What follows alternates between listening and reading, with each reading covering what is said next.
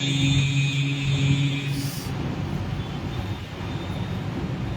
الله الرحمن الرحيم.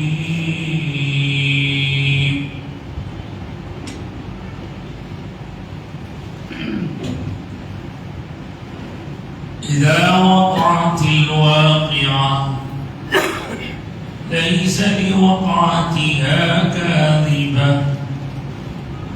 خافضة رافعة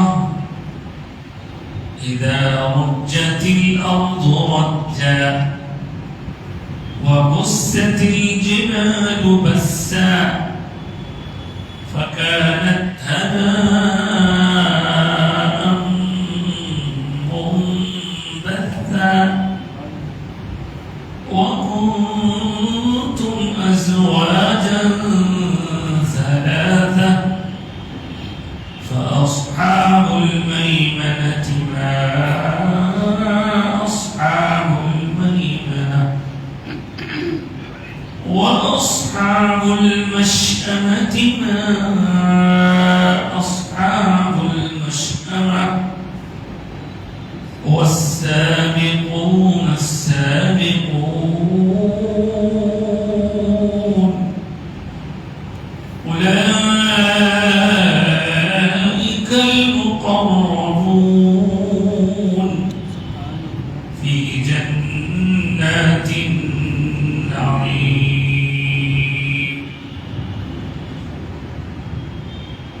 صدق الله العظيم وصدق رسوله النبي الأمين الكريم ونحن على ذلك لمن الشاهدين والشاكرين. قرآن مجید کا 56واں سورہ نمبر 56 جو 27ویں پارے میں یعنی 27 پارے میں سورہ حدید سے پہلے اور سورہ رحمان کے بعد قرآن مجید میں 3 رکوع پر مشتمل ہے اور ان 3 رکوعوں میں 56 آیات 96 آیتیں اس پورے سورے میں چھوٹی چھوٹی آیتیں اللہ تعالیٰ نے کی اور اس کی تفصیل سے پہلے یہ بھی سمجھ لیں کہ یہ مکے میں نازل شدہ سورہ ہے. جیسا کہ بار بار ہم اس بات کو سنا کرتے ہیں کہ قرآن مجید کے سورے 2 طرح کے ہوتے ہیں، ایک مکی ایک مدنی. مکی سورے وہ جو حضور اقدس صلی اللہ علیہ وسلم کے قیام مکہ مکرمہ کے دوران نازل ہوئے، اور مدنی وہ جو حضور کی مکے سے ہجرت کے بعد ہجرت خان کی سرکار ہجرت کے بعد جو نازل ہوئے سورے وہ مدنی سورے کہنا. اور یہ مکی سورہ، مکی سوروں میں یہ بھی ایک سورہ ہے. اس کی میں نے بھی 12 آیتیں پڑھی ہیں. وقت کی اگر گنجائش ہو تو مزید اور آگے تلاوت ہوگی. ترجمہ آیات شریفہ کا اس کی روشنی میں مزید کچھ عرض کرنے سے پہلے آپ اور ہم سب مل کر ایک بار دل کی گہرائیوں سے عقیدت و محبت کے جذبات کے ساتھ اپنے آقا و مولا محبوب کبریا فخر آدم و بنی آدم مظہر اتم رسول مکرم نور مجسم مرتبہ محمد مصطفیٰ صلی اللہ علیہ وآلہ وسلم کی بارگاہ اقدس میں اپنا نذرانہ عقیدت درود و سلام بآواز بلند پیش کرتے ہیں. اللہم صلی علی سیدنا مولانا آل سیدنا و مولانا محمد. پچھلا سورہ سورہ رحمان گزرا، اس میں اللہ تبارک و تعالیٰ نے بار بار جن و انس سے مخاطب ہو کر فرمایا کہ اے جن و انس کو اپنے رب کی کون کون سی نعمتوں کو جھٹلاؤ گے؟ نہیں جھٹلا سکتے. اب اسی جھٹلاؤ گے یہ جھٹلانا، نہیں ماننا، انکار کرنا، اسی لفظ سے ملتا جلتا ایک اور ورڈ یہاں اس سورے میں شروع میں آیا ہے، اور اس کی دوسری آیت میں ہم دیکھیں گے. لیکن اس سے پہلے پہلی آیت میں فرمایا جا رہا ہے اذا کا مطلب ہوتا ہے جب، وہ وقت. وقعت واقعہ اردو زبان میں بھی استعمال ہوتا، ایک واقعہ ہو گیا، واقعہ ہو گیا، انسیڈنٹ. اس انسیڈنٹ کو الواقعہ مطلب یہ ایک ناؤن ہے، لیکن وقعت جو ہے وہ اس کا ورب ہے. تو مطلب یہ کہ وہ وقت آئے گا جب وہ واقعہ اکرڈ ہوگا، واقعہ رونما ہوگا. اچھا وہ کیا واقعہ ہوگا؟ قرآن کی زبان ایسی ہے، اب ہماری مادری زبان تو عربی نہیں ہے، لیکن جو عربی جاننے والے تھے جس وقت یہ نازل ہوا حیران ہو گئے، وہ کیا واقعہ ہے؟ کون سا واقعہ؟ ایک سسپینس کی طرح اذا وقعت الواقعہ، جب وہ واقعہ ہوگا، ہو کر رہے گا. لیس لوقعتها کاذبہ، اور اس کے واقع ہونے میں کوئی جھٹلا نہیں سکے گا، کوئی جھٹلانے والا نہیں ہوگا اس کا، کوئی اس کو جھٹلا نہیں سکے گا، اس کو ڈینائی نہیں کر سکے گا، اس کو انکار نہیں کر سکے گا. خافضۃ الرافعہ، وہ ایسا ہوگا کہ کسی کو پست کر دے گا تو کسی کو بلند کر دے گا. وہ واقعے کی وجہ سے ایسا کچھ ہوگا کہ کچھ لوگ بڑے سمجھنے والے اپنے آپ کو پست ہو جائیں، پست دکھنے والے بلند ہو جائیں. اس کے بعد کہا اذا رجت الارض رجا، اور اس وقت زمین کو کچھ اس طرح سے حرکت دی جائے گی، وہ تھرتھرانے لگے گی، زمین تھرتھرائے گی. وبست الجبال بسا، اور پہاڑ ایسی سخت ترین چیز جس کی سختی کی مثال دی جاتی ہے وہ ریزہ ہونے، پہاڑ چکنا چور ہو جائے. فکانت ہوا منبثا، ویسا ہو جائے گا جیسا کہ دھواں ہے، باریک پاؤڈر ہے. یہ کون سے واقعے کی بات ہو رہی ہے؟ کیا بتایا جا رہا ہے؟ تو درحقیقت میں نے شروع میں ہی آپ سے عرض کیا کہ یہ مکے کی آیتیں ہیں، مکے میں نازل شدہ ہے. تو مکے میں کون تھے؟ مکہ المکرمہ میں مشرکین تھے، جو کفار تھے وہ اس دنیاوی زندگی کو ہی سب کچھ سمجھ بیٹھے تھے، اور ان کا ظلم کرنا، اپنے طاقت پر ناز کرنا، کمزور کو پریشان کرنا، یہ طریقہ انداز زندگی گزارنے کا تھا۔ اگر ان کو کوئی بات ایسی پہنچائی جائے کہ تم لوگ ایسا کیوں کر رہے ہو، تمہارے پاس طاقت ہے، لا کے کعبہ جیسی مقدس اور پاکیزہ عمارت میں ایک نہیں دو نہیں 360 بت لا کر رکھ دیے گئے تھے۔ ابراہیم علیہ السلام نے تو اللہ کے گھر کے طور پر بنایا تھا، اور ان کا سب سے بڑا مسئلہ یہ تھا کہ وہ دنیا ہی کو سب کچھ سمجھ بیٹھے تھے۔ پھر آپ ہم کیا سمجھتے ہیں؟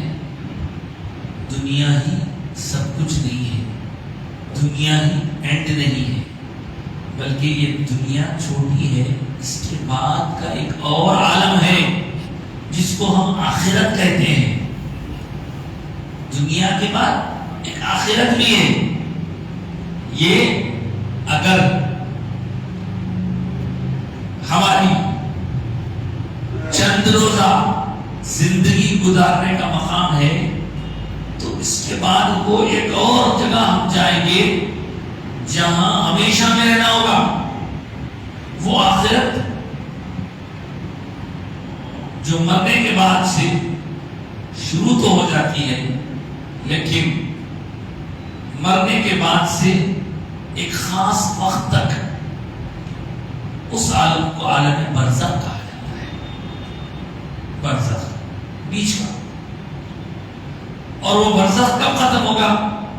برزخ اس وقت ختم ہوگا جب یہ اہم واقعہ رونما ہوگا۔ وہ واقعہ کیا ہے؟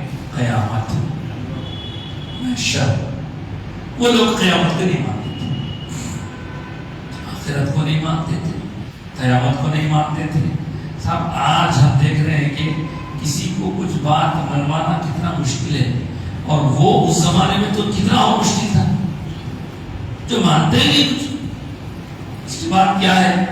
اس کو منوانے کے لیے میرے آقا سرکار دو عالم صلی اللہ علیہ وسلم نے کتنے جتن کیے ہوں، اور بہت کم عرصے میں لوگوں کے ذہن آپ نے ایسے بنا دیے کہ دنیا کی حقیقت ان کے سامنے کمتر ہو گئی اور آخرت کی فکر ان کے اندر بڑھ گئی۔ یہی چیز بڑھانے کی ضرورت ہے ہم کو ہر دور میں۔ دنیا یہ تھے، آخرت میں ہم جا کے اپنا بویا ہوا وہاں کاٹیں گے۔ دنیا امتحان گاہ ہے، وہاں اس کا رزلٹ نکلے گا۔ دنیا دارالعمل ہے، دارالعمل، دارالعمل، یہ عمل کا مقام ہے، اور آخرت دارالجزا ہے، ریوارڈ کا مقام ہے۔ وہاں کسی کو عمل کرنے کے لیے نہیں کہا جائے گا کہ بھائی نماز کیوں نہیں پڑھ رہے، تم قربانی کیوں نہیں دے رہے، تمہیں وہاں یہ نہیں رہے گا، وہ تو بس آرام کی جگہ ہے۔ تو اس کے اور اس کے بیچ میں جو ایک اہم واقعہ ہونے والا ہے وہ ہے قیامت۔ اس واقعے کو قرآن مجید نے پورے قرآن میں الگ الگ نام سے یاد کیا۔ آپ کو یاد ہوگا اس سورے سے ذرا پہلے رحمان سے پہلے سورہ قمر تھا، اور اس قمر کا آغاز ہوا اقتربت الساعۃ وانشق القمر۔ ساعہ، وہ ٹائم قریب آ گیا اور چاند پھٹ گیا۔ چاند کا پھٹنا اس بات کی علامت ہے کہ قیامت قریب ہے، قریب ہے، قریب ہے، قریب ہے۔ بول رہے چاند پھٹ کے تو 1400 سال ہو گئے، پھر ابھی قریب۔ تو وہ جو دنیا بننے کے بعد سے ماں تک کا پیریڈ تھا، وہ لمبا تھا، یہ قریب ہے۔ اب یہ قیامت کے آثار ہے جو ہم دیکھ رہے ہیں۔ اس امت پر چاروں طرف سے جس طرح کی غیر قوموں نے الغار کی ہوئی ہے، حضور نے اپنے حدیث میں یہ بتا دیا، اور وہ حدیث ہم سب سنتے ہیں۔ حضور نے ارشاد فرمایا کہ ایک وقت آئے گا جب دیگر اقوام تمہاری طرف ٹوٹ پڑیں گی۔ پوچھنے والے نے پوچھا سرکار کیا اس وقت ہم لوگ تعداد میں کم رہیں گے؟ کیا اس وقت تعداد میں کم رہیں گے؟ انہوں نے فرمایا تعداد میں بہت رہیں گے، وہاں کم تھے، چھا گئے تھے، یا زیادہ ہے لیکن مرڈوب ہے۔ اب دیکھیے تھوڑا سا ایک لمحے کے لیے فلسطین کا مسئلہ لے لیجیے۔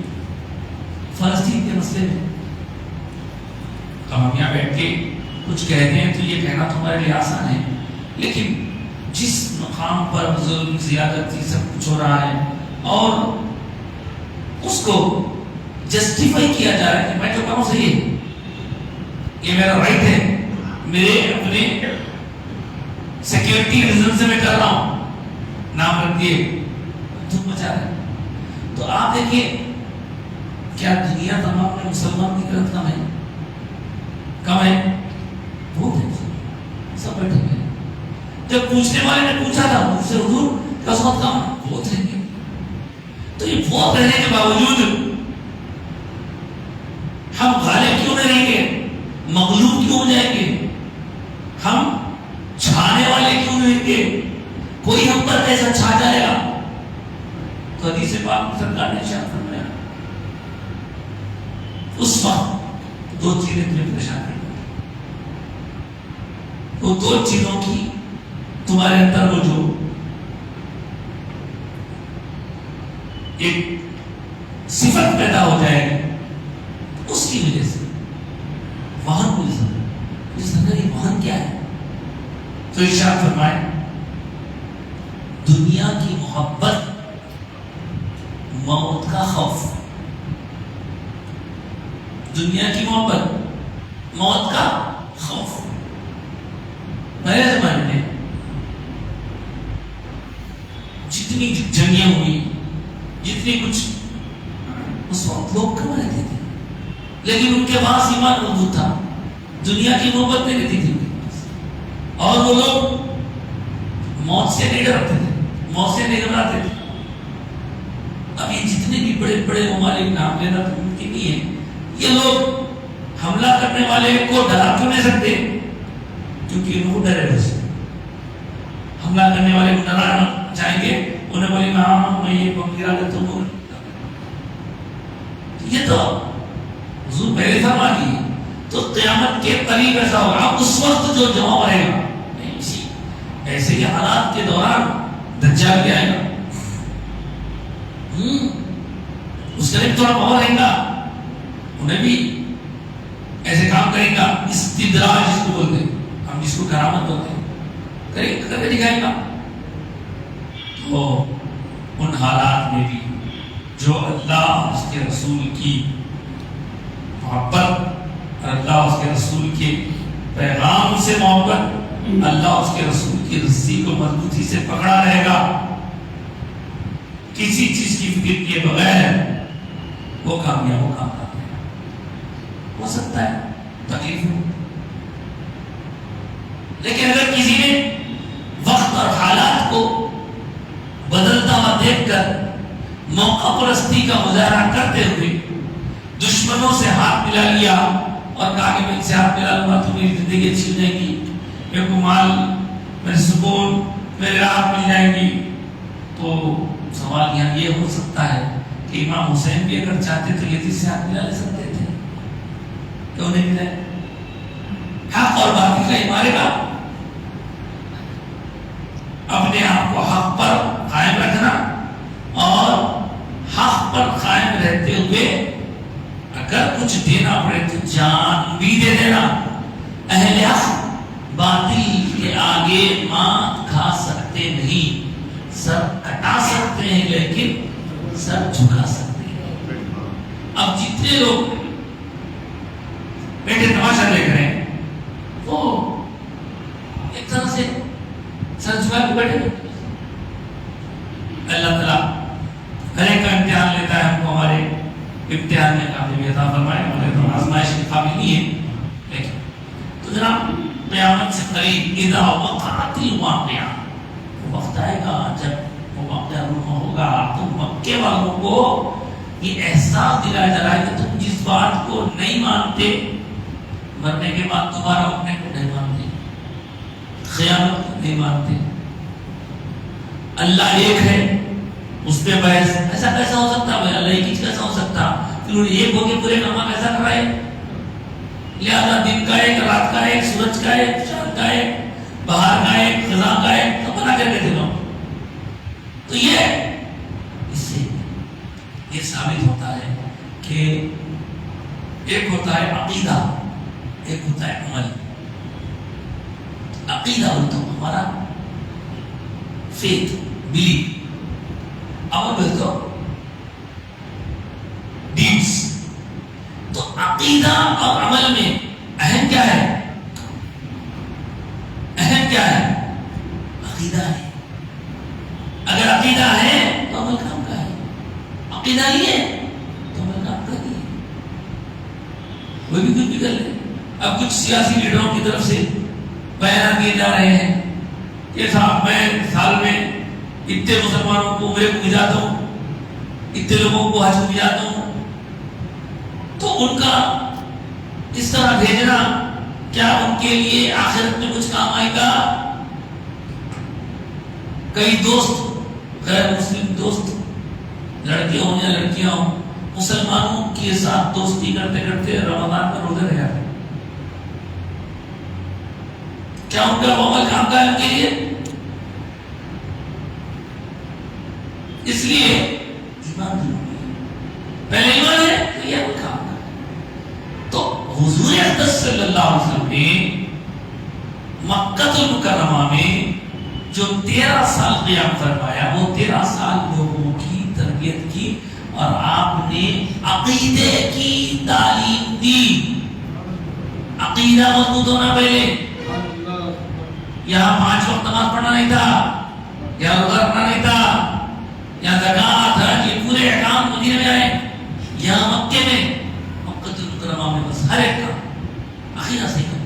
پہلا عقیدہ اللہ کے صفات کی بات کرو. دوسرا عقیدہ رس کا رسول.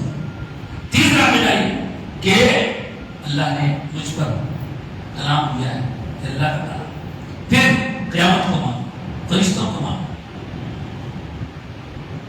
اللہ کی کتابوں کو مانو. یہ ماننا جو ہے یہ ماننا ہی عقیدہ ہے، ماننا ہی بلیف ہے، فیتھ ہے. تو وہ مضبوط ہونا چاہیے ہمارا. اگر اس میں تھوڑی سی گڑبڑ ہو جائے تو پھر سمجھیے کہ ہمارے لیے ہمارا عمل کچھ بھی کام آنے والا ہے. عقیدہ ہے مضبوط، عمل میں کچھ کوتاہی ہے چل سکتا. عمل بہت ہے، عمل بہت ہے، عقیدے میں بگاڑ ہے، سب بیکار ہے. تو اس وقت کی منظر کشی اللہ تعالیٰ نے یہ ایک مقام پر نہیں بلکہ آپ دیکھیں گے سورہ قمر میں آیا ہے. پھر آگے دیکھیں گے الحاقۃ ما الحاقۃ، کیا ہے یہ؟ القارعۃ ما القارعۃ. قارعہ یہ الگ نام، قیامت کے الگ نام ہے. حشر بولتے ہیں، قیامت بولتے ہیں، یوم القیامہ بھی آنا والا بڑی ہونے والا ہوئے گا. وہ کیا ہوگا؟ وہ کیا واقعہ ہوگا؟ سور پھونکا جائے گا. اب تک جتنے پیدا ہو گئے ہیں سب ہوئے سامنے. پھر اللہ کے حکم سے دوبارہ سور پھونکا جائے گا. تو جتنے موجود ہو کے مرے تھے وہ بھی اٹھیں گے، اور اب تک دنیا بننے کے بعد سے جتنے سارے پیدا ہوئے تھے وہ سب اٹھیں گے خبروں سے، سب خبروں سے اٹھیں گے. وہ وقت ہے. اور حیبت یہ ہوگی، اچھا اسی بات کو اللہ نے سورہ زلزال میں کیا، اذا زلزلت الارض زلزالها، زمین کو ایسا دھچکوں سے ہلا دیا گیا.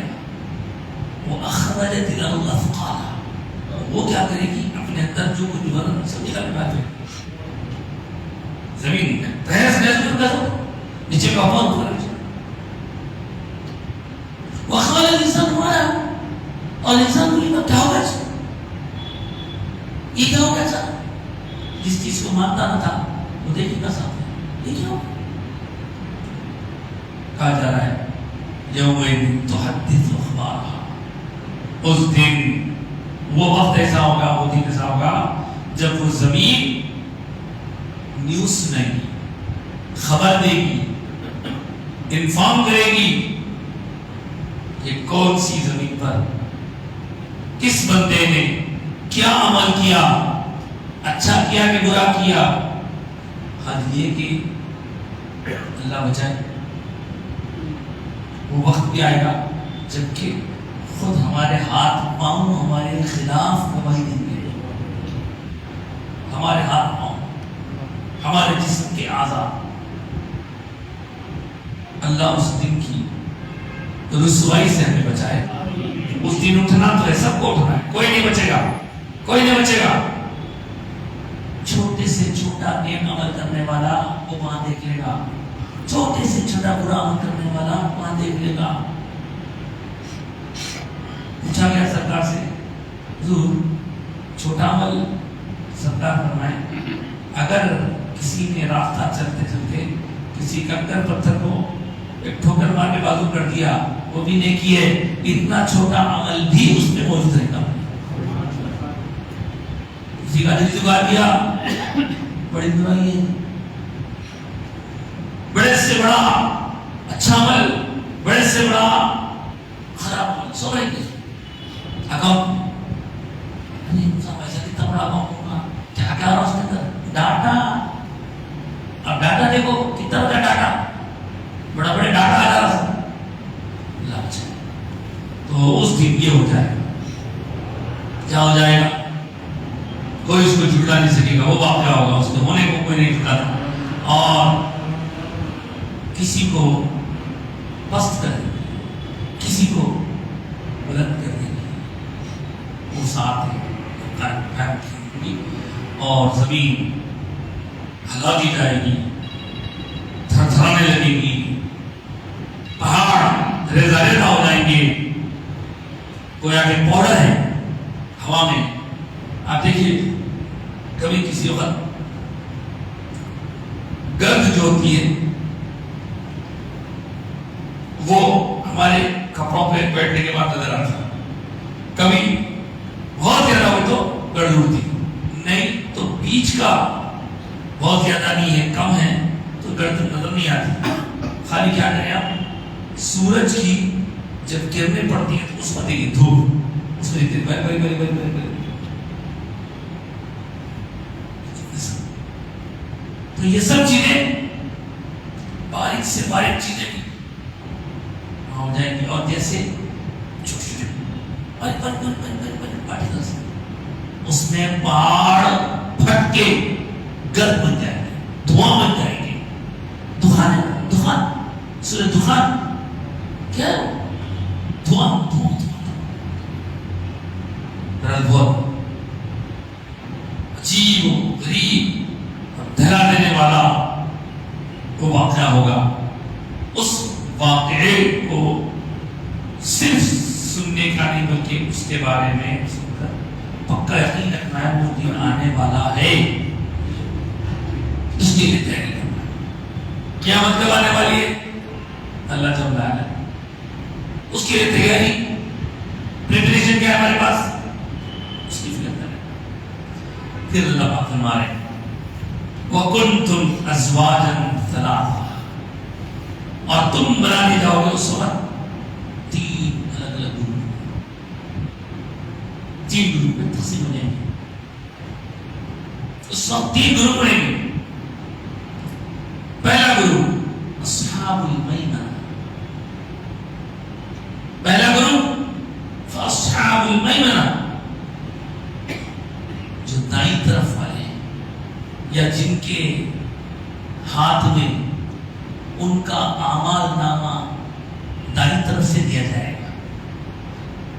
دائیں طرف والے، دائیں طرف رائٹ ہینڈ والے یا رائٹ ہینڈ کی طرف والے. ما اصحاب المیمنہ، اور کیا ہی خوب ہوں گے، کیا ہی بہترین ہوں گے وہ رائٹ سائڈ والے، رائٹ سائڈ سے جن کو دیا جائے گا وہ اصحاب المشأمہ. اور ایک دوسرا گروپ وہ ہوگا جن کو لیفٹ سائڈ رکھا جائے گا یا جن کو لیفٹ سائڈ کی طرف سے یا پیچھے سے اعمال نامہ پیش کیا جائے گا. جس کو اعمال نامہ لیفٹ سے یا پیچھے سے دیا جائے گا سمجھ جا رہا ہے کہ اس کا مسئلہ بگڑا ہوا ہے. اس لیے وضو کرتے وقت میں بعض دعائیں بھی کی جاتی ہیں، اور دعا کرتے کرتے جب آپ سیدھا ہاتھ دھوتے ہیں تو یہ دعا کرتے ہیں اللہم اعطنی کتابی بیمینی، اے اللہ میرے سیدھے ہاتھ میں میرا نامہ اعمال دے، وحاسب لی حسابی یسیرا، اور میرا حساب کتاب آسان کر دے. کیا مطلب اس کا؟ قیامت کے رائٹ سائڈ سے جس کو لکھا اللہم اعطنی کتابی بیمینی وحاسب لی حسابی یسیرا، پھر بیان دو اللہم لا تعطنی کتابی بشمالی، یا اللہ مجھے میرا نامہ عمل لیفٹ سائڈ سے نہ دے، ولا من ورائی ظہری، اور نہ میرے پیٹھ کے پیچھے سے دے. پیٹھ کے پیچھے سے یا لیفٹ سائڈ سے دینے کا مطلب یہ ہے کہ آپ کو انڈیکیشن ہے کہ آپ کا نامہ عمل صحیح نہیں. اللہ، تو وہاں پہ 2 گروپ ہوں گے، ایک رائٹ والا لیفٹ والا. لیکن ان دونوں کے علاوہ آگے فرمایا فاصحاب المیمنہ ما اصحاب المیمنہ، کیا ہی وہ زبردست رائٹ سائڈ والے ہوں گے وہ اصحاب المشأمہ. اور دوسرا وہ جو برا ہوگا ما اصحاب المشأمہ، اور کیا ہی برے ہوں گے، وہاں کتنے اچھے ہوں گے، وہاں کتنے حقیر ہوں گے. آپ کو میں بتاؤں کہ اس سورے کے اندر آگے دیکھیں گے 3 رکوعوں میں. پہلے رکوع میں اللہ تبارک و تعالیٰ نے اصحاب المیمنہ کو کیا ملنے والا ہے وہ بتا. پھر دوسرے رکوع میں اصحاب المشأمہ کو کیا ملے گا، نافرمانوں کو کیسا عذاب ہے وہ بتائیں گے. اس کی طرف ابھی ہم جیسے سورہ رحمان میں دیکھے ہیں نا 3 رکوع. پہلے رکوع میں اللہ کی قدرت، دوسرے رکوع میں ابھی آپ نے کیا، پہلے رکوع میں اللہ کی قدرت، دوسرے رکوع میں جن نافرمانوں کو سزا دی جانے والی ہے وہ سزا کا ذکر، تیسرے رکوع میں جنت والوں کا ذکر، جنت والوں کا ذکر. اب یہاں اس کا بالکل میرا امیج ہے، وہ سب سے آخری رکوع میں جنت والوں کا ذکر تھا، یا پہلے رکوع میں جنت والوں کا ذکر ہے. پھر وہاں جیسا دوسرے میں تھا ویسے تیسرے میں دوزخ والوں کا ذکر رہے گا اور کچھ قدرت کی نشانیاں رہیں گی. پھر وہاں جیسے پہلے میں قدرت کی نشانیاں، یہاں بھی پہلے میں قدرت کی نشانیاں رہیں گی، نیک اور بد کا تذکرہ ہوگا. تو ایک طرح سے سورہ رحمان سورہ واقعہ ایک دوسرے کا میرر امیج ہے. یہ بھائی یہ آخر میں جو ہے یا پہلے، بیچ میں جو ہے بیچ میں، شروع میں جو ہے، اور کر کے اگر اس پر اسٹڈی کرتا ہوں تو بھائی بتایا وہ اصحاب المشأمہ فیما اصحاب المشأمہ والسابقون السابقون، اس میں سبقت لے جانے کا یہ تیسرا والا والسابقون السابقون. اور جو آگے بڑھنے والے، جو ایمان کے معاملے میں، عمل کے معاملے میں آگے رہنے والے، وہ اولئک المقربون، وہی اللہ کے مقرب لوگ ہیں جو اللہ کی قرب کی منزلوں میں ہوں گے. اولئک المقربون فی جنات النعیم، اور وہ بڑے ہی تر و تازہ اور نازک باغات میں ہوں گے۔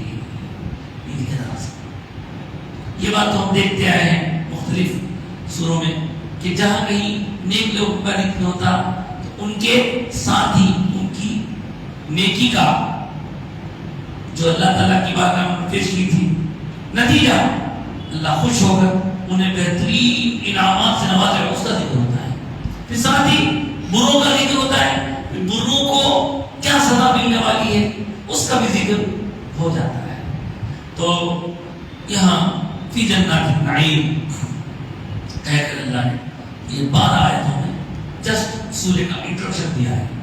قیامت قائم ہوگی، ایسا ہوگا، پہاڑ لرزاں ہو جائیں گے اور کئی لوگ اس کے اندر پست والے اونچے ہو جائیں گے، اونچے والے پست ہو جائیں گے، اور اس میں 3 گروہ میں تم تقسیم کر دیا ہوگے، ایک میمنہ، ایک مشرق،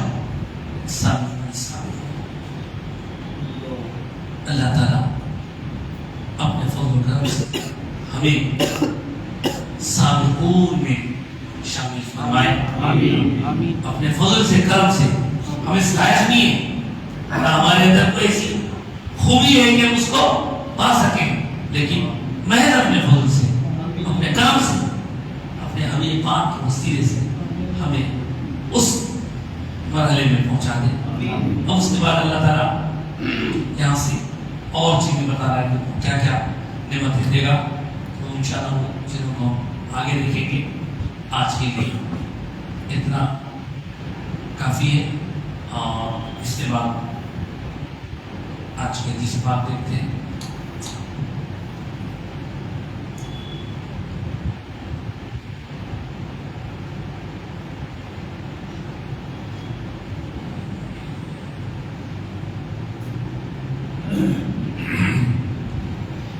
ایک بار دوسری پوچھیے، سیدنا محمد آل سیدنا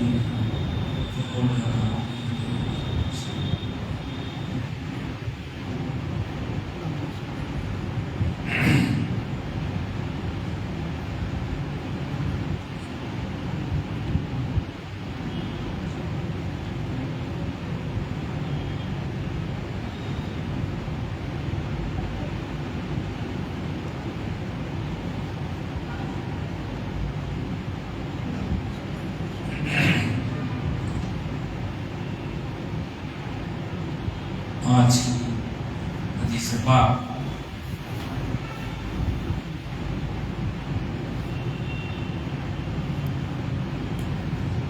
سیاست میں سے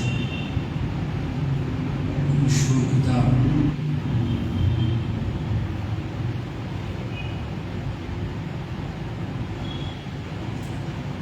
جامع ترمذی سے ایک حدیث پیش کر رہا ہوں۔ اس کے راوی حضرت عباس رضی اللہ عنہ، یہ حضرت عباس سرکار کے چاچا ہیں۔ ایک اور حضرت عباس ہوئے جو سرکار کے چچا کے بعد میں حضرت علی رضی اللہ تعالیٰ عنہ نے حضرت فاطمہ کے وصال فرمانے کے بعد دوسرا جو عطیہ ان سے جو اولاد ہوئی، ان اولادوں میں سے ایک شہزادے کا نام آپ نے عباس رکھا تھا، جو حضرت حسن حسین کے بھائی ہیں، جن کا کربلا میں ذکر ہوتا ہے۔ یہ حضرت عباس سرکار کے چاچا ہیں۔ عن عباس بن عبد المطلب قال قلت يا رسول الله علمني شيئا أسأله الله عز وجل قال سل الله العافية فمكثت أياما ثم جئت فقلت يا رسول الله علمني شيئا أسأله الله فقال لي يا عباس يا عم رسول الله سل الله العافية في الدنيا والآخرة۔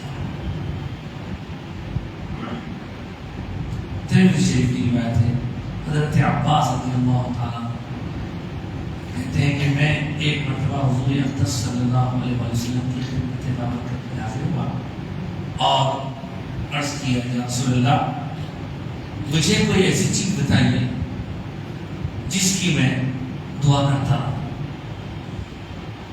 اللہ سے دعا کرتا ہوں۔ تو حضور نے فرمایا چاچا آپ اللہ تعالیٰ سے جو دعا کر کے مانگنا چاہتے ہیں وہ ہے عافیت، بس عافیت مانگتے ہیں۔ پھر کہتے ہیں کچھ دن کے بعد پھر میں حاضر ہوا حضور کی بارگاہ میں اور پھر وہی سوال کیا کہ حضور آپ مجھے بتائیں کہ میں اللہ سے کیا ہوں؟ تو سرکار نے فرمایا اے چاچا، اے رسول اللہ کے چاچا، حالانکہ وہ آگے جا رہا ہے لیکن فرمایا یا عباس یا عمر رسول اللہ، اے عباس اے رسول کے چاچا آپ اللہ سے تو بس عافیت مانگیے دنیا میں بھی آخرت میں۔ تو یہ عافیت کیا چیز ہوتی ہے؟ عافیت کس کو ہوتی ہے؟ صاحب ایسا ہے یہ لفظ عافیت بیسیکلی عربی سے ہی نکلا ہے، لیکن عربی میں ہی آپ دیکھیں گے کہ عربی کے بہت سارے الفاظ ہم اردو میں استعمال کیا کرتے ہیں، یہ عافیت بھی اسی میں سے ایک ہے۔ چنانچہ کچھ الفاظ عربی میں جس میننگ استعمال ہوتے ہیں یہاں آ کے بدل دیتے ہیں، لیکن کچھ اپنی حالت میں باقی رہتے ہیں۔ تو عافیت کا معنی اردو زبان میں جو لیا جاتا ہے سلامتی، امن، بھلائی، خیر۔ چنانچہ ہم کبھی کبھی ملاقات کرتے ہیں، سلام کلام کے بعد حال چال پوچھنا ہوتا ہے، کیا وہ خیریت، خیر و عافیت، یا عافیت پیچھے موجود سکتا ہے، خیریت عافیت ہے، وہ بولے میں بس آسان کرتی ہوں العافیت ہے، یہی ماننے کے لیے سرکار نے اپنے چاچا سے فرمایا العافیہ، امن، سلامتی، سکون، راحت، چین، قرار، پیس۔ یہ بہت بڑی نعمت ہے، بہت بڑی نعمت ہے۔ تو اس سے حدیث سے معلوم ہو گیا۔ اب آپ کو سنتے ہوں گے آپ کبھی، نہیں تو مجھ سے سن لیجیے، اور ممکن ہے کہ آپ نے سنا ہوگا، یاد بھی ہوگا آپ کو۔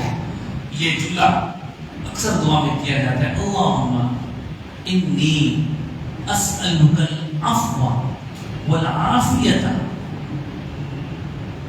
فی الدین والدنیا۔ پھر کبھی اس کو اور لمبا بھی بولتے ہیں، اللہم انی اسألک العفو والعافیۃ والمعافاۃ الدائمۃ فی الدین والدنیا۔ کیا مطلب اس کا؟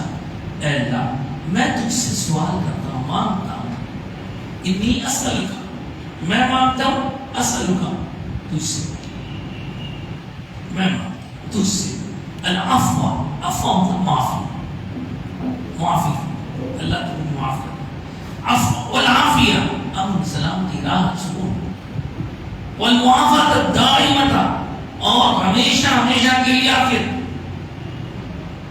فی الدین والدنیا والآخرہ، دین میں بھی دنیا میں۔ یہاں ایک بات ہے رکھیے کہ اگر آپ اکیلے کر رہے ہیں تو اللہم انی اسألک بولیں گے، بات اچھے سے کوئی رہے، لیکن اگر ہم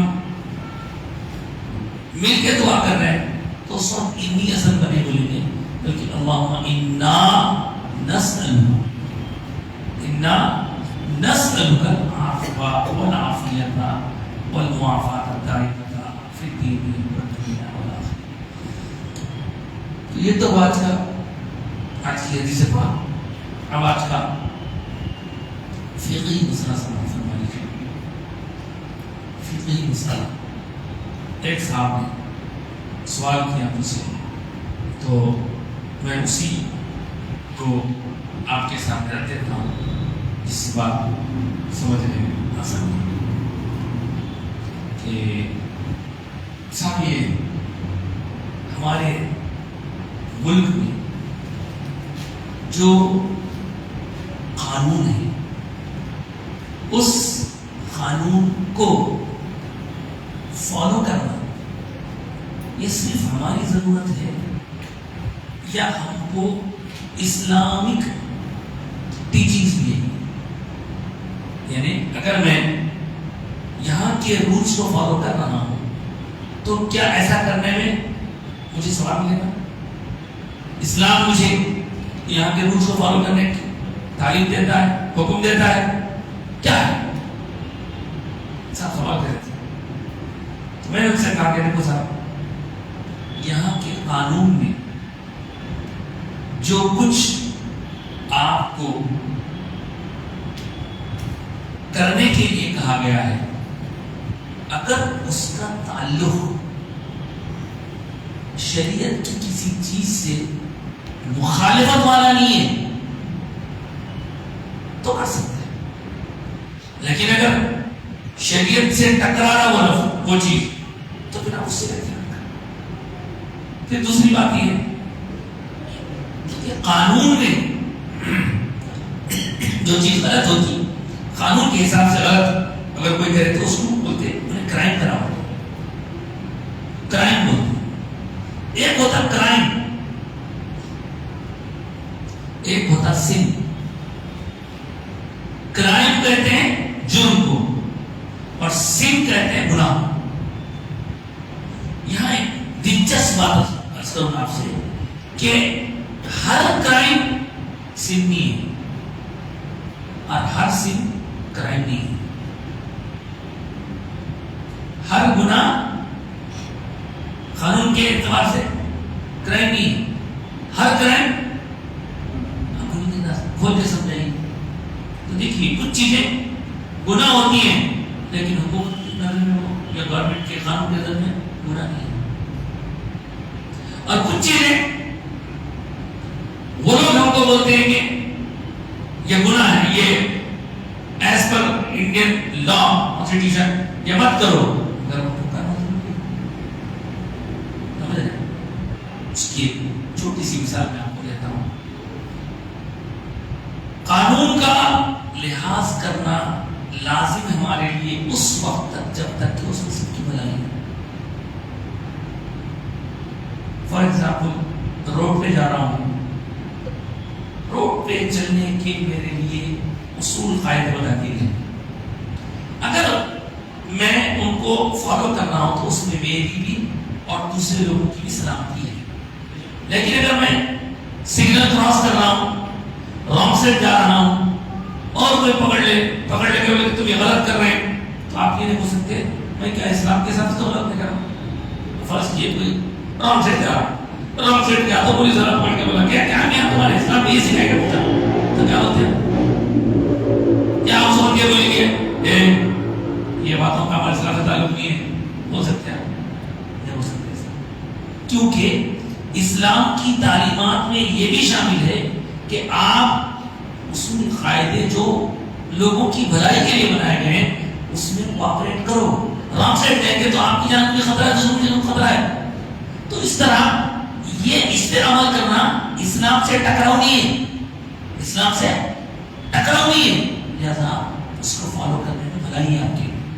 آدھار کارڈ بنانا، پاسپورٹ بنانا، راشن کارڈ بنانا، لائسنس بنانا، ارے کا فرض ہے کیا؟ اسلامی حساب سے فرض نہیں ہے وہ، لیکن آپ جہاں رہتے ہیں وہاں کے قانون کو آپ ہم کا فالو کرتے ہیں تو آپ کو بنانا پڑے گا اور اپنی سیفٹی کے لیے بنانا پڑے گا۔ اسی طرح یہ ہوگا، لیکن جو چیز قانون کے حساب سے اچھی ہے اسلام کے حساب سے غلط ہے، وہ کیا ہے؟ شراب کی دکان کھول سکتے ہیں آپ، لائسنس دیتا ہوں میں گورنمنٹ کی طرف سے، اسلام ہوتا تھا تو یہ شراب کی دکان کھولنا کسی کے لیے وہ کرائم نہیں ہے، مگر سین ہے یہاں پہ کرائم نہیں ہے مگر سین ہے. تو اس کا مطلب یہ ہوا کہ کرائم اور سین میں تھوڑا سا فرق ہوتا ہے. اور کچھ لوگ بولتے ہیں کہ صاحب اسمگلنگ کرنا کیا ہے, یا کچھ پیسوں کا ادھر ادھر. دیکھو بھائی اس کے بارے میں ہر چیز کا الگ الگ ایک سچویشن ہوتا ہے, اس کا الگ الگ مقام ہوتا ہے. اب ایسا ہم ہمارے قانون کے خلاف کرنے کو اپریشیٹ تو نہیں کر سکتے, لیکن جہاں جان جوکھم میں جانے کا امکان ہے اس سے احتیاط کرنا. اس کا مطلب یہ نہیں ہے کہ ہمارے اسلامی چیزوں کو کرنے میں غیر ضروری کوئی اگر رکاوٹ ڈال رہا ہے تو اس کو ہم فالو کر لیتے جائیں, یہ بھی غلط ہے. چنانچہ آپ دیکھ رہے ہیں اب تو خیر حکومت بدل گئی ہے, کس طرح کیسی کیسی باتیں سننے میں آ رہے تھے, کوئی پوجا کر رہا ہے, کوئی کچھ کر رہا ہے, کوئی کچھ کر رہا ہے. یہاں ان چیزوں کے ساتھ ساتھ پتہ نہیں یہاں کا کیا ہے, ہمارے اولڈ سٹی میں تو بہت برا ہوا کہ لوگ الیکشن میں ووٹ نہیں ڈالے. یہ بہت بری بات ہے. یہ میں ایک مذہبی آدمی ہوتے ہوئے آپ سے کر رہا ہوں کہ ووٹ ڈالنا فرض ہے کیا, واجب ہے کیا اسلام سے؟ جی نہیں, آپ پر لازم ہے. ووٹ ڈالو, آپ کس کو ڈالتے وہ نہیں ہوتا, کس کو ووٹ ڈالی وہ نہیں ہوتا, لیکن آپ ووٹ کاسٹ کریے اس لیے کہ آپ کے ووٹ نہیں ڈالنے سے بعد میں آپ کو آپ کی فیملی کو خطرہ پڑ سکتا. نہیں بھائی میں وہ اس کے اندر جتنے بیٹھے ہیں نا یہ پورے بدماش ہیں, میں کس کو نہیں ڈالنا چاہ رہا ہوں, تو گورنمنٹ آپ کو دیا آپشن, اس کا بھی آپ کو وہ آپشن بھی دی. آپ کو کسی ممبر کو کسی پارٹی کو ڈالنے ضروری نہیں ہے, بلکہ اس میں نام نیچے ایک ایسا بھی کھٹکا ہے نوٹ ڈالو گے اس کو ڈالو, مگر آپ کا ووٹ تو پڑے گا. آپ یہاں کے شہری ہیں, اس کو ثابت کرنے میں ایک وہ بھی پروف رہے گا. ٹھیک ہے, بدماشی کرنے کے تولے تو کیسا بھی کر سکتے, کرے گا. لیکن یہ دیکھیے حالات سے کبھی گھبرانا نہیں. اور میں سیاسی آدمی نہیں ہوں, سیاسی چیزوں پہ ٹپڑی کرنا بھی نہیں چاہتا ہوں. ٹپڑی خود کا خدا آتا ہے, مگر اللہ تعالیٰ کا نظام ہے, کبھی کسی کو, کبھی کسی کو, کبھی کسی کو, کبھی کسی کو. اب یہاں پر لوگ بول رہے تھے کہ جو لوگ اب رول میں آ رہے ہیں یہاں پر ہمارے اسٹیٹ میں, ان لوگوں کا رول میں آنا, ان کا پاور بڑھنا ضروری ہے. اس لیے کہ جو سینٹر میں رول کر رہے ہیں ان کا مقابلہ کرنے کے لیے وہ لچ کر سکتے, ریجنل پارٹی نہیں کر سکتے. تو دیکھیے اللہ تعالیٰ کا نظام ہے, پہلے بازو پڑوسی ریاست میں ہو گیا, یہاں پر ہو گیا, وہاں کا کیا ہوتا کیا ہے نہیں معلوم. مگر ان سب چیزوں کے چلتے ہوئے ہم کو ڈرنے گھبرانے کی ضرورت نہیں ہے. ہم کو ہمارے اپنے دین پر چلتے ہوئے اللہ رسول کو منانے اور زندگی کو آخرت کی فکر کے کرتے ہوئے گزارنے کی ضرورت ہے. اس کا مطلب یہ نہیں کہ آخرت کی فکر کر کے آپ دنیا کی فکر چھوڑی دیں. دنیا میں جتنا رہنا ہے اس کیا ہے عافیت کی دعا کرو, کہاں کے لیے؟ آخرت کی نہیں, پھر دنیا والا آخرت ربنا آتنا پھر دنیا آخرت اور پھر آخرت. دنیا میں جتنا رہنا ہے فکر, آخرت میں جتنا رہنا ہے اتنی فکر, لیکن دنیا سے غافل ہو جانا بھی یہ کوئی سمجھداری نہیں ہے. بہرحال کچھ ہمارے ڈیموکریٹک ڈیوٹیز بھی ہوتے ہیں, ان کو اگر ہم یہ نئی باتیں ہیں تو ابھی دیکھیے آج تک نسبت یہ بات میں مسلم بولا, ابھی کوئی آواز اٹھ رہی کہ جو لوگ ووٹ کاسٹ نہیں کر رہے ہیں, چلیے ٹھیک ہے تو مجبور ہیں, یہ باہر بات ہے رہ کے نہیں کر رہے ہیں, چلو تو بیمار ہے, چلو کسی کا نام دیا, لیکن رہ کے نہیں کرنا یہ ایک طرح سے مناسب بھی ہے. ایسے آواز اٹھ رہی ہے کہ جو لوگ ووٹ رہ کے نہیں ڈال رہے ان لوگوں کو گورنمنٹ کی اسکیم سے محروم کر دیا جائے, ایسا اطلاع مل رہی ہے. تو صاحب یہ اس کیا ہوتا ہے, آپ بڑے مجھے بات ہوتے ہیں, خود اپنے ہاتھوں اپنے پر کلاڑی مار لینا ہے. کیا کریں, غفلت کو بھائی تھک گئے سو جائیں گے, کب سونا ہے تب سو, کب جاگنا ہے جب جاگ, جب دینا ہے تو بہرحال میں کسی پارٹی کے مخالفت میں یا تائید میں دینے کی بات نہیں، بس ایک شہری ہونے کے ناطے، انڈین سٹیزن ہونے کے ناطے ہم کو ووٹ ڈالنا چاہیے۔ اب آپ بولیں گے صاحب وہ ہو گیا نا، آپ لگا کے بیٹھے تو انقریب اور ہونے والا ہے، ممکن ہے 2-3 مہینے میں نمبر آ جائے اس کا، وہ اس سے اہم ہوگا، تو اس وقت تب تک مدد مت کیجیے، اپنے آپ کو پریپیئر کیجیے اور اپنے آپ کو پریپیئر کیجیے۔ یہ ووٹ کا نہیں ڈالنا، اور اس کے اندر گاؤں والے آگے ہیں، پورے گاؤں والے نے ڈسٹرکٹ میں فل ووٹنگ ہوئی، سب سے کم ریٹ کدھر ہے شہر میں، اولڈ سٹی میں، کتنی بڑی بات ہے یہ۔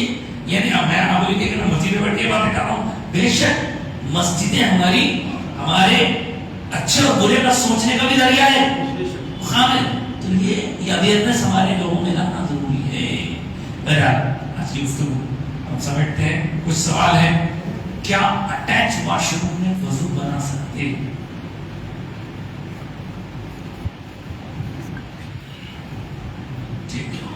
دیکھیے صاحب، وضو بنانے کے لیے جہاں آپ بنا رہے ہیں صاف ستھرا رکھنا کافی۔ اب باتھ روم جو ہوتا ہے، پہلے زمانے کا باتھ روم الگ ہوتا تھا، آج کے زمانے کا باتھ روم الگ ہے۔ پہلے زمانے میں باتھ روم بہت زیادہ ڈرٹی ہوا کرتا تھا اور گندگی وہاں موجود رہتی تھی اور وہاں وہ وغیرہ بھی آیا کرتی تھی۔ ابھی کیا ہوتا ہے، تھوڑا سا ایک دونوں کا حصہ الگ الگ ہوتا ہے، پھر بھی وہاں جب رہیں گے آپ تو مجبور تو بنا لے سکتے، مگر وہاں یہ دھوائیں وغیرہ پڑنے کو آپ کو تکلیف ہوتا ہے۔ وضو کرنے سے پہلے بسم اللہ پڑھتے ہیں، اس لیے بہتر تو یہ ہے کہ وضو کے لیے اگر آپ گھر بنا رہے ہیں تو وضو کے لیے الگ مقام بنائیے، اور اسی طرح واش روم الگ بنائیے۔ جہاں یہ تو میرا اپنا ذاتی تجربہ ہے کہ لوگ بھی بولتے تھے کہ جہاں گھر میں ایک ہی مقام پر بنا رہے ویسٹرن اسٹائل میں واش روم کو دونوں ایک ساتھ ملا کے بناتے ہیں جگہ بچانے کے لیے، لیکن اگر کوئی بندہ اندر نہا رہا ہے تو سب لوگ ٹوٹ جاتے ہیں۔ جب تک ایسا ہوا نہیں تو میں اتفاق سے جب گھر بن رہا تھا تو میں بول کے وہاں قاعدہ باتھ روم الگ بنایا، واش روم الگ بنایا، الگ الگ وہ ادھر گئے تو ادھر ڈسٹرب ہے، ادھر گئے تو ڈسٹرب ہے۔ پھر آپ کو وہ مطلب نہیں رہتا جب آپ پوچھیں کہ بازو جو ہے ٹوٹی رکھی ہوئی ہے، اب آپ میں انگلیاں کروں وضو کروں میں کیسا فیل ہوگا بولے تو کیا کرو۔ شروع میں 1-2 خط میں فیل ہوتا ہے، اس کے بعد ختم ہوتا ہے۔ ایک لڑکی کی شادی ہوئی تھی، شادی ہو کے سسرال میں گئی، وہ سسرال والے چمڑے والے تھے، وہ چمڑے والوں کے گھر میں گئے تو دن رات بدبو آ رہی ہے، ان جا کے طبیعت خراب، جی ہماری ساس کو کہتی ہے کیسی بیماری ہے، کیسی بیماری ہے، ہاں تھوڑی آتی اس کے آتی اماں کہنے لگی تو سکون، پھر سسرال میں آتی وہ آتی، تھوڑے دنوں کے بعد میں ایک 4-6 مہینے بعد ساس کو بولی گئی تھی، بہو بولی گئی، اجی امی پہلے اپنے گھر میں بدبو بہت آتی تھی، اب میاں نہیں ہوتا، سمجھ رہے ہیں؟ ایسے ہی ہوتا شروع میں ایسے ہی ہوتا، ارے میں ٹوٹی کے بعد کیسا وضو کروں، بعد ٹوٹی ہے سب اندر یہ ہے شروع میں، اس کے بعد وہ احساس نہ ہوا۔ چنانچہ ساس بولی ہولی بچی وہ جب بھی آتی تھی وہ ابھی بھی آ رہی، اتنے دن ہے کہ تیرے ناک کے کیڑے پر گئے اب وہ نہیں آ رہی، مطلب یہ ہے عادت ہو جاتی۔ اب ہم آپ کو ایک بات بتاؤں، سیریسلی بات بتاؤں، کسی کی مقابلہ اندازی نہیں ہے، جب کبھی کوئی غیر لوگ گھر میں آتے ہیں تو 2 چیزوں کا خیال تھا، ایک فاسٹ دوسرا جگہ تھوڑی کھلی ہے تو انہیں کیسا بھی اس کے اندر پوجا ہونا تھا، جو غلط ہے، جو صحیح راستے پر نہیں ہے، وہ لوگ اپنے مذہب کے لیے اتنا اہتمام کر رہے ہیں، ہم اپنے گھر میں ایک الگ سے اس کو نہیں بنا سکتے۔ جبکہ اس کی وجہ سے ہم کو رکاوٹ پیدا ہوئی. کر سکتے ویسا, لیکن ہم اتنا سارا زور کچن پہ لگ جاتا عورتوں کا, سارا زور لگ جاتا مردوں کا ڈرائنگ روم ہال سدھار دیتے. تو بہتر یہ ہے اگر کوئی گھر بنا رہا ہے تو کوشش کیجیے وضو کھانا الگ بنائیے. میں دیکھو کئی گھروں میں ایسے پہ رہتے اس طرح, کئی گھروں میں ایسے بنے رہتے ہیں وضو میں بیٹھ کے کرو کھڑے کے کرو. کئی جگہ کا جگہ کم ہے تو کھڑے کھڑے کرنے کے بھی رہتے. کہنے کا مطلب یہ کہ اگر ہم چاہیں تو کچھ کر سکتے ہیں, جگہ زیادہ ہے تو کر سکتے ہیں, ٹھیک ہے جگہ کم ہے تو اب کیا ہے باہر بھی آپ جائیں گے تو جیسے میں اوبرے وغیرہ میں وہاں ایک چیز دیکھا میں جہاں ہوٹلیں بڑی بڑی ہوتی ہے تو ان ہوٹلوں میں جو حصہ واش روم کا ہے اور تو باتھ روم کا ایک ہی پریمیسز میں, لیکن دونوں کے بیچ میں کرٹن رہتا ہے. کم سے کم اتنا تو کر سکتے ہیں, کرٹن ڈال دیے تو تھوڑا سا اپنے کو فیلنگ الگ ہو جاتی ہے, میں الگ ہوں بول کے. کرنا چاہے تو سب کر سکتے ہیں, آپ تو اپنے اپنے ہاتھ میں ہے. خیر یہ ایک سوال ہو گیا. اور کوئی سوال ہے؟ ان جنرل گلاب کے پھول یا گلاب کی پتی کے کیا آداب ہیں؟ دیکھو صاحب, گلاب یا کوئی اور پھول جب تک تر و تازہ رہتے ہیں ان سے خوشبو آتی ہے. اب اس کو اگر آپ آداب بولے تو اس کو بہتر کرنا قرآن کے جیسا ایسا تو ہے نہیں, لیکن اس کے اندر جو رس رہتا وہ رس کپڑوں کو لگ کے دل پہ پڑ جاتے ہیں, جس کی وجہ سے لوگ بولتے ہیں کہ ہٹا دو. اور یوں بھی نرم و نازک بہترین چیز جس کو سونگنے کا ہے اس کو کھودلنے پر اچھا لگتا. کوئی اسلامی طریقے سے تو کچھ اس کے اندر رکاوٹ نہیں, آداب وغیرہ نہیں بتایا گیا, لیکن مجھے نہیں معلوم. لیکن اس میں جو طرز آتی ہے, اب ایک چیز کھینچ کے لا سکتے ہیں کہ میرے آقا کا ارشاد ہے ہر ڈالی ہر پھول جب تک تازہ رہتی اللہ کا ذکر کرتے ہیں. اسی لیے تو ان پھولوں کو خبروں میں ڈالا جاتا ہے, جب تک یہ تازہ رہیں گے اللہ کا ذکر کرتے رہیں گے اور اس ذکر کا فائدہ خبر والوں کو ہوتا رہے گا. دیکھو مجھے یاد آ رہا, میں نے کہیں پڑھا تھا, مگر اس کے اوپر بہت سے علماء بولے کہ نہیں یہ ضعیف ہے حدیث, ہم اس کو مانتے نہیں مانتے, مگر میں پڑھا تھا اختلاف ہے کہ گلاب کے پھول میں جو تازگی ہے اور اس میں جو ایک قسم کی خوشبو ہے, اس خوشبو کا تعلق ایک حدیث جس کو بعض لوگ ضعیف یا بعض لوگ موضوعی کہتے ہیں, میں پڑھا تھا, تو اس کا تعلق حضور کے پسینے مبارک سے ہے ہو سکتا ہے.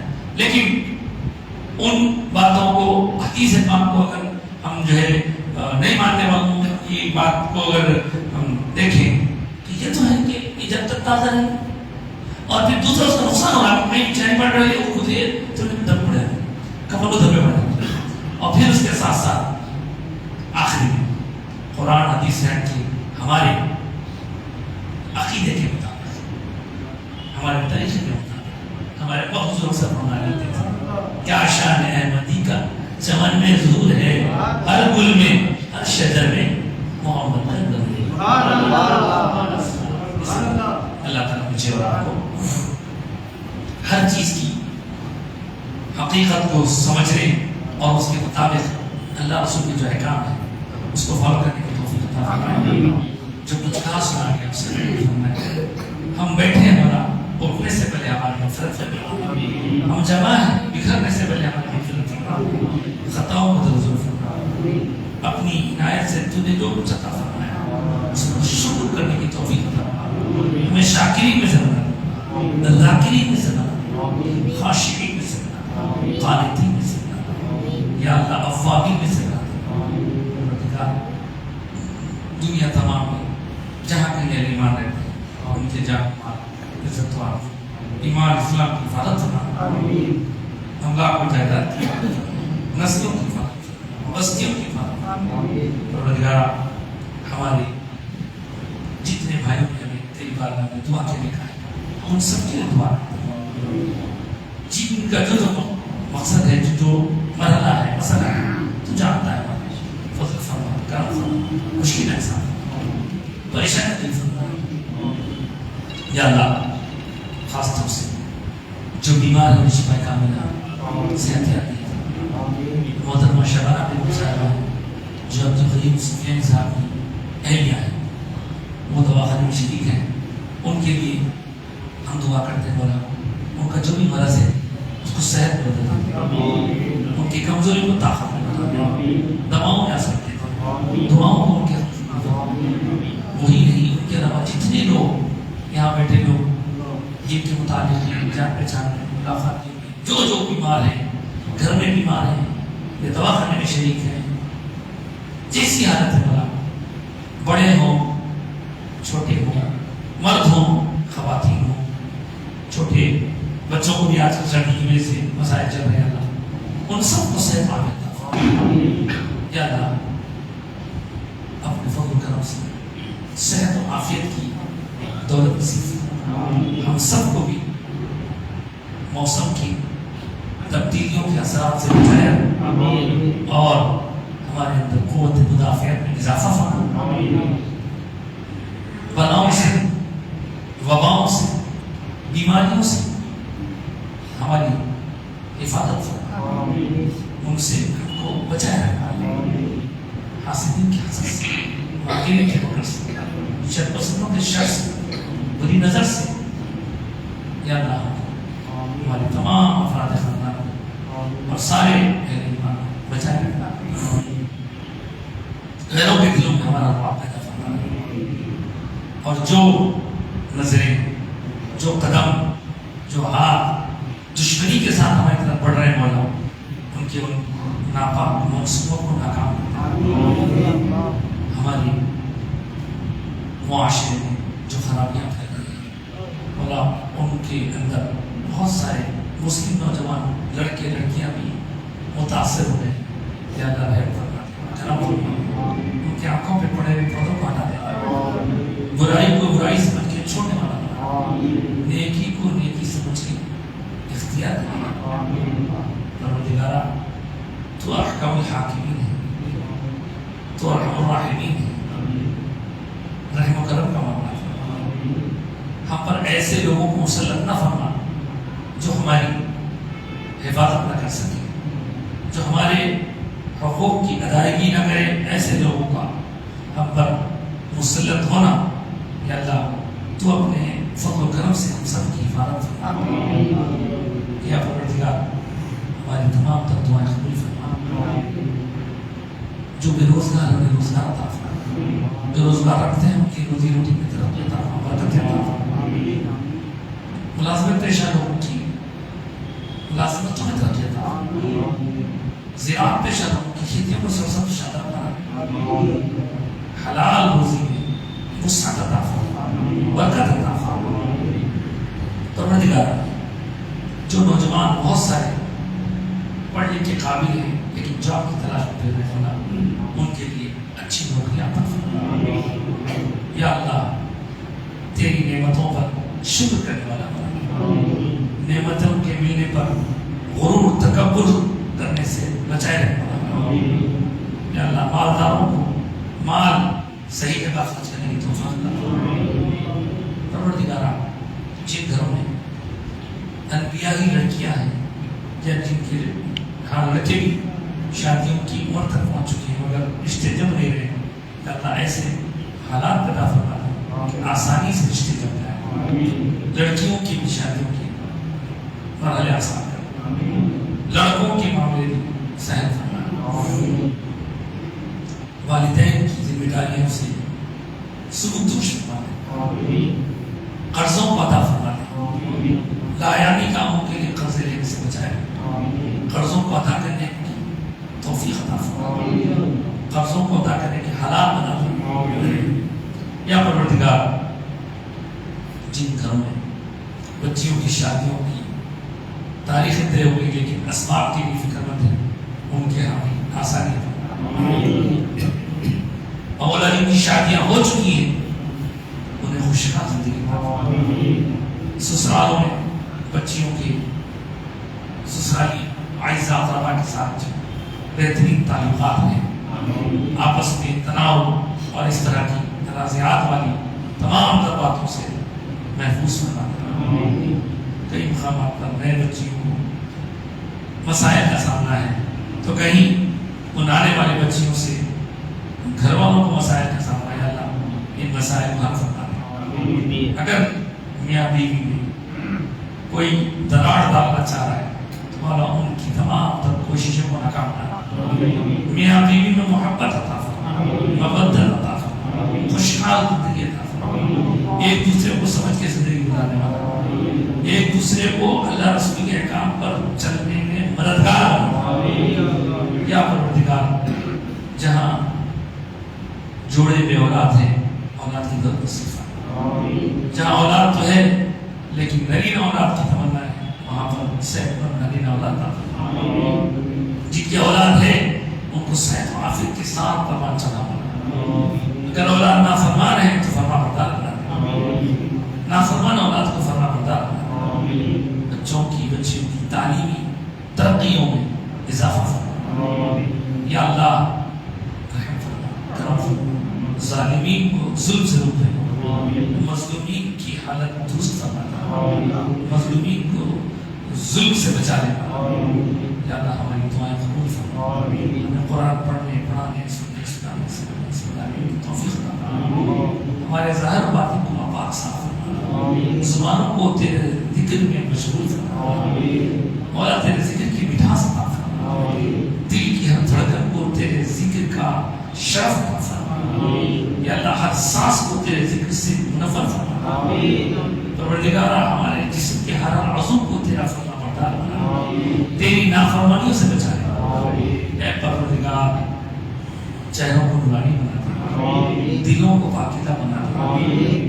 پروردگار ظاہر باطن صاف شفاف کر دے، اس میں تیری محبت کے جلوے چمکا ہے۔ اہل اللہ کی صحبت عطا فرما، نیک لوگوں کی سنت عطا فرما، صالحین کی صحبت سے مالا فرما۔ یا اللہ نیک لوگوں کی صحبت کا فیض عطا فرما، بزرگان دین کے فیض سے سرفراز فرما، دعائیں قبول فرما۔ آمین یا کریم، اسلام پر قائم رکھ، ایمان کی خاتمہ فرما، جو لوگ ہم سے پہلے فرما دے۔